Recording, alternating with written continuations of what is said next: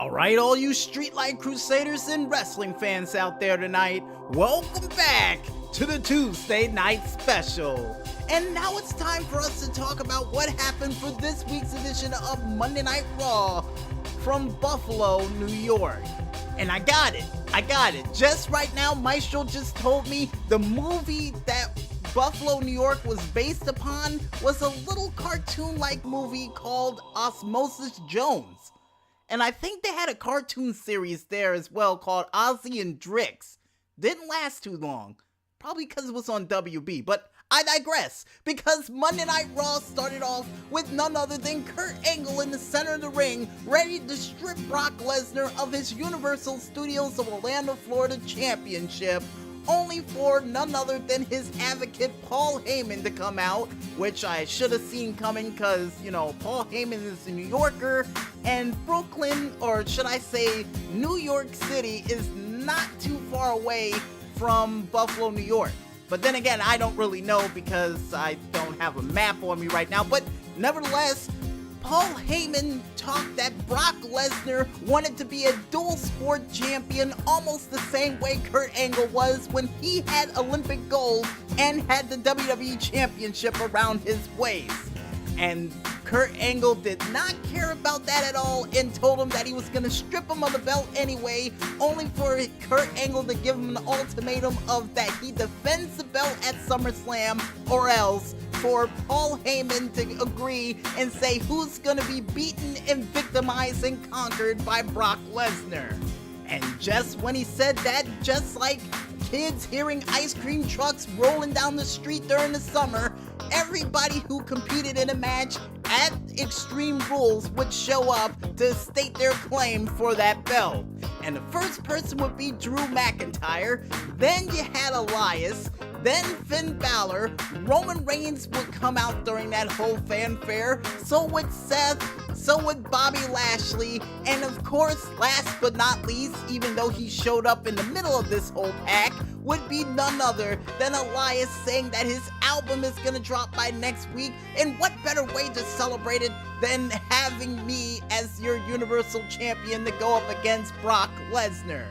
And Kurt Angle would have a surefire solution to everybody's problem, including Roman Reigns, who was just there for a fight, and would say that there will be 2 triple threat matches tonight to decide who's going to fight one-on-one from the winner of those said triple threat matches to decide who's going to fight against Lesnar at SummerSlam in less than 5 weeks. And the first triple threat match to take place on Monday Night Raw would be none other than Roman Reigns going one-on-one against Finn Balor and Drew McIntyre. And during this match, my God, this was definitely a great match, and I think the one who stood out the most during this match had to have been Drew McIntyre, because not only he would be able to try to take out Roman Reigns with a belly-to-belly suplex, he would also toss around everybody, including Finn Balor, like if he was a little child.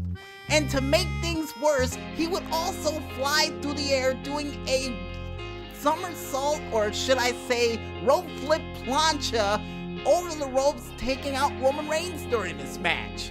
But both men would not take this lying down because Roman Reigns would do a nasty spear on the outside of the ring to Drew McIntyre, and his head and shoulder would land on the side of a chair. Ouch! And I don't mean one of those folding ones, I mean office chairs. So yeah, ouch. And in the later portions of this match, besides chair shots being delivered by Finn Balor and Drew McIntyre, this match would come to an emphatic end after Finn Balor would receive a Claymore kick to the face by Drew McIntyre by accident trying to kick Roman Reigns, only for Roman Reigns to hit Drew McIntyre with a Superman punch and deliver a hellacious spear to Finn Balor to win the triple threat match via pinfall. So he's moving on to next week to decide who's gonna be the Universal Champion #1 contender. Ah man, this is so cliche. And speaking of things that are cliche, the next thing to take place on Monday Night Raw would be Dolph Ziggler going one-on-one against the glorious Bobby Roode. And before the match could even begin, Bobby Roode would call out Dolph Ziggler for saying that he didn't thank Drew McIntyre for helping him retain the Intercontinental Championship during that match, and say that if it wasn't for him, he would be in a comedy club telling bad jokes.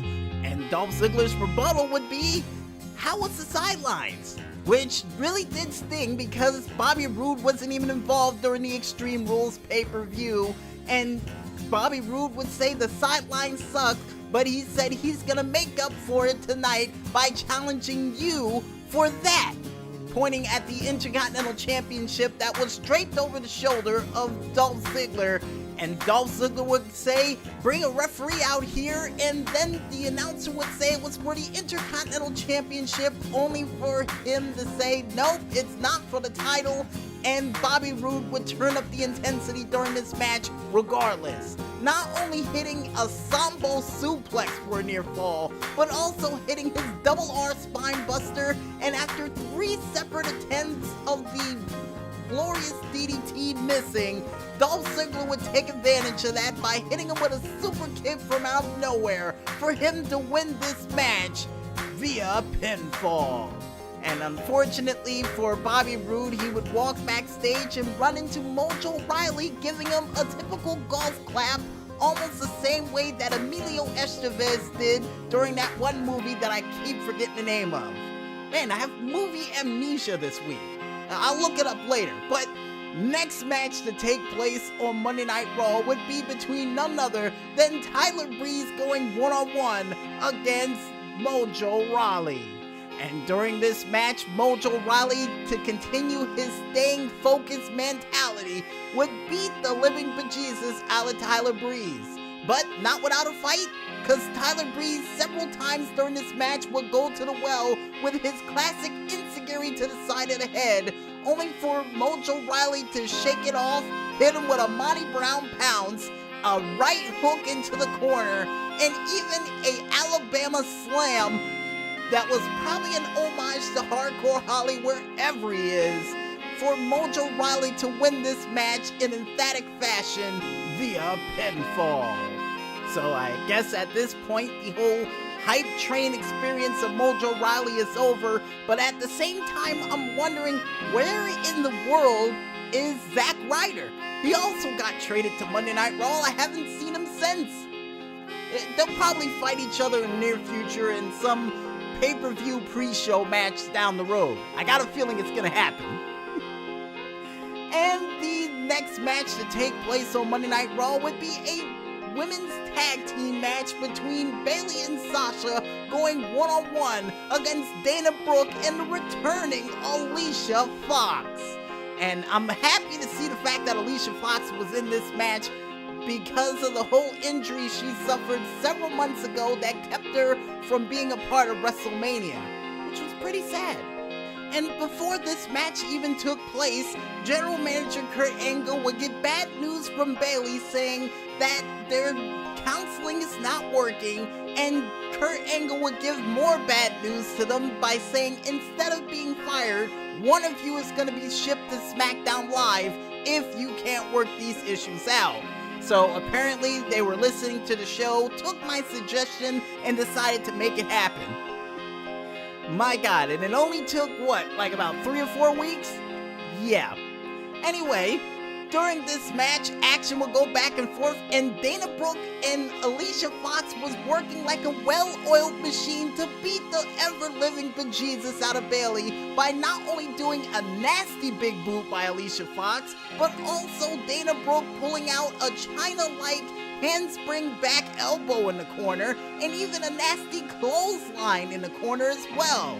But unfortunately, during this match for the team of Bayley and Sasha, Sasha would say enough is enough, decide to do a modified version of a Gronko slam to Dana Brooke on the outside of the ring, off the apron, ouch by the way, and then would do a double crossbody to both Alicia Fox and Dana Brooke, taking them both out for the referee to rule this match a disqualification in the favor of Dana Brooke and Alicia Fox.